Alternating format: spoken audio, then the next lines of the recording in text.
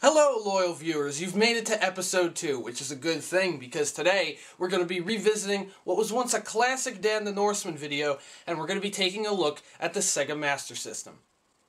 Oh wait, no we're not, because the fucking power cable for my Master System broke. So I guess there's only one thing to do. Let's play some fucking Pokemon.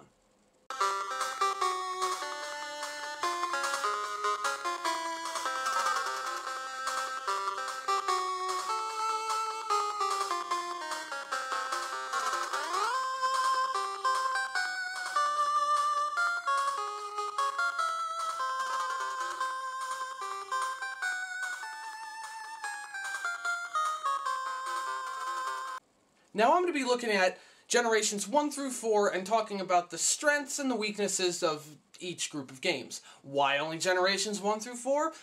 Because I've never played generations 5 or 6. Okay, let's start at the beginning. Generation 1. Although, we can't play my red version, because me, being a dumbass, I decided to hack it with a Game Genie at some point because I just had to have Mew. And you know what happened? I got Mew! But it turned my game into pretty much a creepypasta. My character is stuck in an eternal purgatory known as the bicycle path. And if he even ever tries to leave or dares to look into his inventory, so instead, we're going to be checking out Yellow version on my phone. Now, Pokemon Yellow version I consider to be the only game that I know of so far made of the show. Because I don't care that you can actually name your character, because it's pretty obvious that you play as Ash. Your first Pokemon is Pikachu, he follows you around, he won't stay in his Pokeball, you can interact with him, and on top of that, you can get all 3 of the original starters. I mean, those are the only ways that it differs from Red and Blue, but still, it is pretty obvious. As long as you could look past the monochromatic color scheme, there are 2 main things that really suck about Generation 1. Sorry, Gen 1ers. One of which is the pack. Instead of having different pockets, I mean, this is to be expected because this was the very first games, but instead of having different pockets, everything is all in one pouch. And it can get extremely fucking confusing.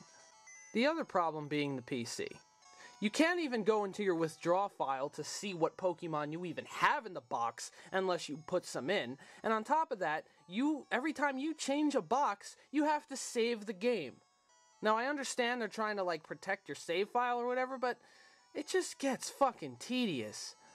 Aside from that, Generation 1 is a pretty solid group of games, don't get me wrong. I mean, it started what is now known as the Pokemon phenomenon, which continues to this day.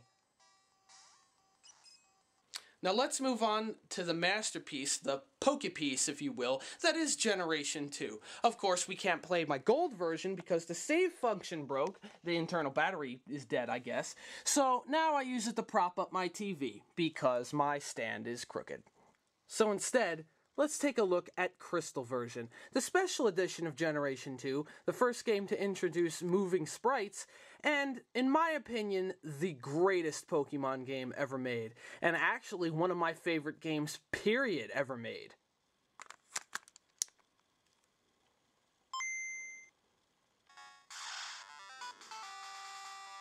Now this game had it all. Movable sprites, like I said earlier, a full color scheme, and in my opinion, one of the greatest soundtracks in all of 8-bit gaming. Another thing Generation 2 did that I never saw again was that, in fact, they had 16 gyms. Yes, 16, because after you beat the Johto gyms, you can go back to Kanto and re-beat all the games from Red and Blue, and eventually challenge Grand Champion Red on top of Mount Silver. Which, if you're like me and you played Pokemon Red or Blue, you saw it as your past self. And when you got up there, you're like, "Aw, shit's getting real." One thing that Generation 2 really fixed over Generation 1 is that they upgraded the pack. So now everything was put into different pockets, and it really fucking helped. This game also utilized the day and night system, which, as you can see, it's nighttime in my game, even though it's the middle of the fucking day right now, because I could never really get it to work right, but it was cool that they finally added that. And also keep in mind that there were certain Pokemon that you could only get at night, or only in the day. But one thing, and I mean the one fucking problem I have with this game, is that it's still got the retarded-ass PC system from fucking Generation 1. Now let's move on to what was for the longest time my least favorite generation, Generation 3. Now keep in mind I had both Ruby and Sapphire, but my ex-girlfriend let my Sapphire version get stolen, so now I'm stuck with Ruby, although I do have Emerald version on my phone. As you can see, I'm a girl, so I guess my ex was fucking around with this game too. But the main reasons that I never really liked Generation 3 were, at the time, after playing Generation 2 and after the whole 16 gym thing gave me such high expectations, the return to 8 gyms pissed me off. I was like, what the fuck? Another thing is I never really liked the game music, but my main reason is I hated, and straight up hated, to this day, the Generation 3 Pokemon sprites. Okay, maybe not their sprites, but their general looks is what I meant. And although there are some cool ones, it's just the designs on the Pokemon in Generations 1 and 2 were so good. They looked so fucking cool that, I don't know, the Generation 3 ones just look different and just like, you know, really fucking lame to me.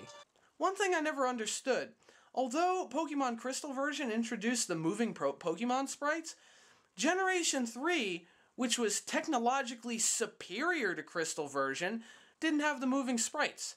I mean, Emerald version did, but Ruby and Sapphire didn't. And I was like, well, why? What the fuck? That's weird. And another thing, they completely removed the day-night system, which was another thing I was used to. And although a lot of people like it, personally, I never really cared for the whole double battle thing. Even though I loved the double battle in this game. And of course, during Generation 3, we had the legendary Generation 1 remakes, Fire Red and Leaf Green. I, of course, have Fire Red. Now, these I really liked. Although I prefer the original 8-bit look and feel of the older games, this really did Generation 1 justice.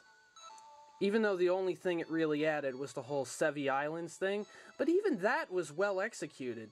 You know what? I gotta give a thumbs up to Pokemon Fire Red and Leaf Green. Last but not least, let's move on to Generation 4, being Diamond, Pearl, and Platinum. Now, after playing and subsequently kind of hating Generation 3, I went into Generation 4 not expecting much.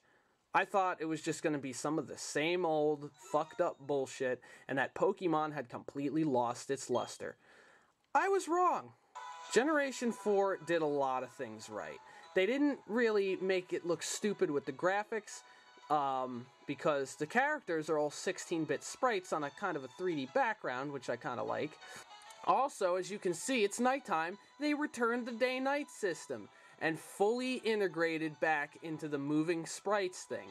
And not to mention the fact, the Pokemon designs of this generation were back to the kind of feel of Generations 1 and 2. They really did good with these. I really liked them. And then they had the whole Pokegear thing, which had all these different apps on it, and honestly, a lot of them came in fucking handy. This was a very well-executed thing for the touchscreen on the DS. The only things I could say I really didn't like about Generation 4 is the world in which it takes place and the game music, but I don't know. After me hating Generation 3 so much, this was kind of a welcome return to an old feel for Pokemon. Let's move on to the final part of this episode, the Generation 2 remakes during Generation 4. I don't know why it's nighttime in all my Pokemon games today, that's fucking weird. But these are the remakes of the Generation 2 games, this one being a remake of Pokemon Silver specifically. And I gotta say, damn.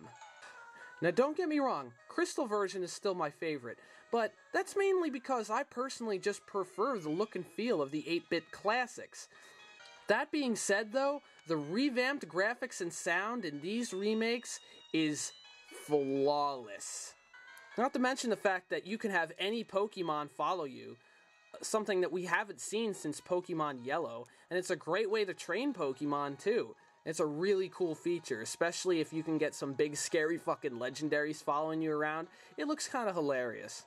And on top of that, the touchscreen, although it doesn't have that weird Pokegear thing like in Diamond, Pearl, and Platinum, it does work as kind of an item screen, and while you're in a battle, you could like select your attacks. And it's the best usage of the touchscreen in any of the Pokemon games. So even though I prefer the originals, from a technical standpoint, Heart Gold and Soul Silver could be considered the greatest Pokemon games. And one last thing, people are going to be asking me what I think of the Pokemon show. I could give a shit less about it. I didn't watch it after Season 2. Ash is the worst trainer I've ever fucking seen. The end.